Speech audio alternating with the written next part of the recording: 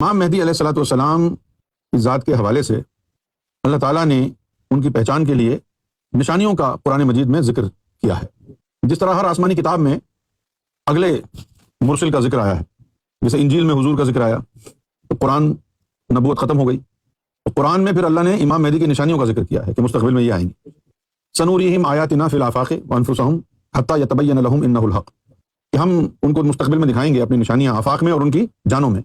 حتی یتبین لہم انہ الحق، جب تک کہ ان کے اوپر واضح نہ ہو جائے کہ یہی حق ہے۔ اور اس کے بعد کہا ہے کہ اولم یکفی بربک انہ علی کل شیء شہید، اور آپ کے لیے آپ کا رب کافی ہے، جتا کے پوچھا ہے آپ کے لیے آپ کا رب کافی نہیں ہے، وہ ہر شے پر قادر ہے، ہر شے کے اوپر وہ شاہد ہے۔ اسی طرح اللہ تعالیٰ نے امام مہدی علیہ الصلوۃ والسلام کی پہچان کے لیے اپنی نشانیوں کا ظہور فرمایا۔ آپ اگر اسٹڈی کریں تو جتنے بھی دعوے دار گزرے ہیں نا اس مرتبے کے، خواہ وہ کسی کا تعلق سوڈان سے ہو، انڈیا سے ہو، انڈیا سے تو 2-3 آئے ہیں، ایک وہ محمد احمد جونا گڑھی،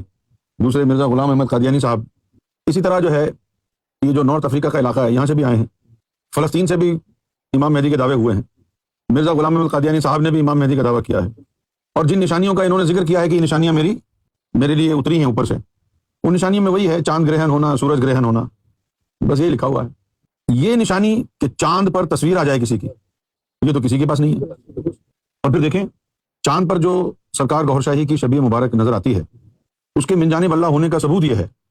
کہ آپ 3 دفعہ صورت گوھر شاہی کو دیکھ کے اللہ اللہ اللہ پڑھیں، اجازت ذکر قلب ہو جائے گی۔ یہ اس کا ثبوت ہے کہ یہ من جانب اللہ نشانی ہے۔ کچھ لوگ ہیں کہ جو اللہ تعالیٰ کی ان نشانیوں کا مذاق اڑاتے ہیں۔ مذاق اڑانے کے کئی طریقے ہیں، کچھ لوگ تو تمسخر آمیز الفاظ بولتے ہیں، اور کچھ جو ہے اس کا مذاق اڑانے کے لیے کہتے ہیں کہ یہ میرے چچا کی تصویر ہے، میرے ماموں کی ہے، میرے باپ کی ہے، یہ ہے تحقیر آمیز تمسخر۔ یہ تو اللہ کی نشانی ہے،